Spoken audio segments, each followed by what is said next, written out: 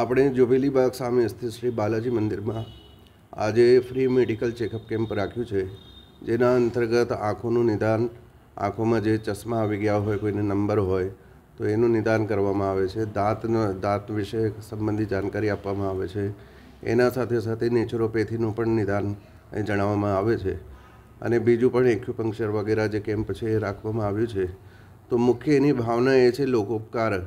અત્યારે વર્તમાનમાં ઘણી બધી તકલીફો થઈ રહી છે, અને આ ગ્રીષ્મમાં, આ ગરમીમાં અને સામાન્ય લોકોને એનો લાભ મળે એ હેતુથી એક સામૂહિક કેમ્પનું આયોજન અહીં કરવામાં આવ્યું છે શ્રી બાલાજી મંદિર જોબેલીબાગ ખાતે, જેમાં અત્યારે ઘણા બધા પેશન્ટ જે છે, ઘણા બધા રોગીઓ છે એ સારવાર લઈ રહ્યા છે.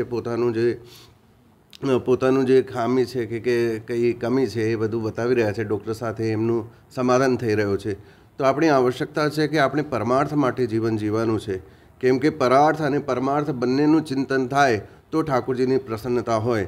આપ જ્યારે ઠાકોરજીની સેવા કરો તો એ પરાર્થ છે, પણ જ્યારે આપ લોકોની સેવા કરો તો એ પરમાર્થ છે. અને પરમાર્થનું સેવા કરવું એ બધા વ્યક્તિનું દાયિત્વ છે.